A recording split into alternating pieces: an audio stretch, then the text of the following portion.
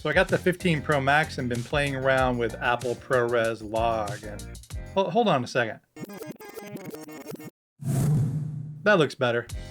So as I was saying, I got the 15 Pro Max. I've been playing around with ProRes Log. And so that's what we're going to talk about today. Now there are a lot of great new features in the 15 Pro Max I want to talk about, and I'm working on other videos that I'll be releasing in the near future. However, one feature that stands out to me right now, especially as it relates to filmmaking, is Apple's version of ProRes Log.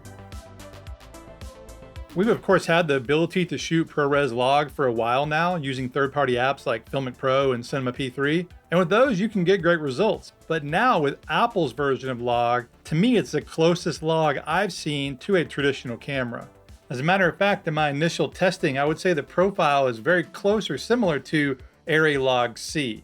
Now, don't get me wrong, I'm not comparing this to an Arri camera. I'm just saying that the log profile is very similar to that. And actually, if you use an Arri correction LUT, you'll get a decent result just dragging and dropping it onto the files.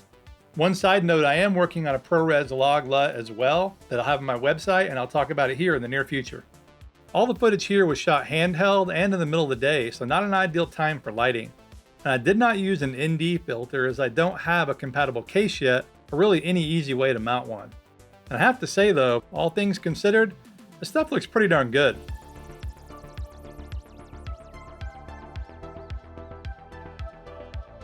One thing too that's pretty cool is I don't believe dynamic tone mapping is being used now when you shoot ProRes Log.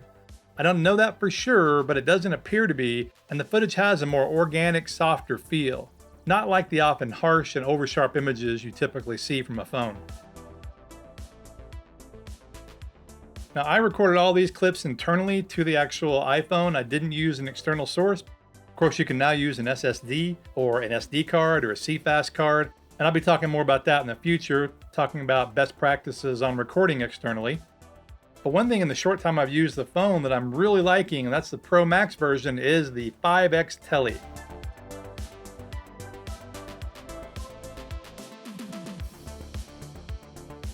Now look at this shot here.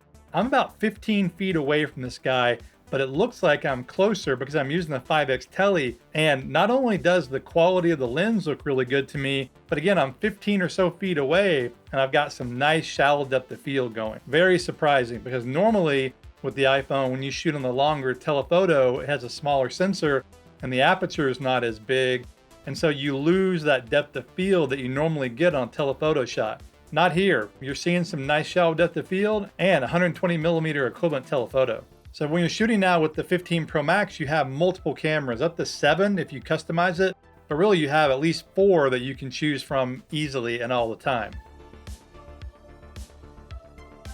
You got your 0.5x, which is your ultra wide.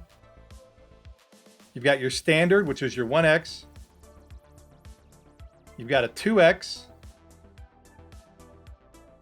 And then you've also now got the 5X. And I gotta say, the 5X really makes a difference. I would say if you're debating between the Pro Max and the regular Pro, go with the Pro Max if you can afford it.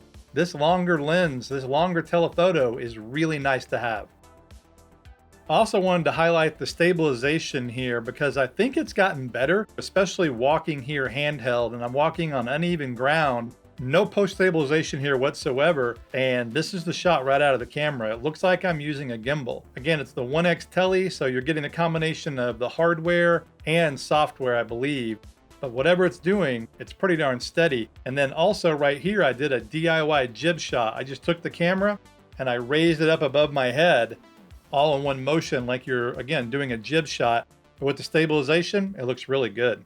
So I've only had the phone for 1 weekend and I haven't really done tons of testing yet, but initially I'm thinking ProRes is great. I love the 5X Tele, the stabilization. I'm really liking the size of the phone too. It's the same size, but it's very lightweight. I'm so surprised at how light it feels in your hand compared to previous generation Max size phones. And so all those things together really make it a good phone, especially for video and filmmakers.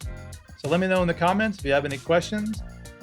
Otherwise, this is Blake Calhoun. Thanks for watching. Please like, subscribe, and I will see you in the next video.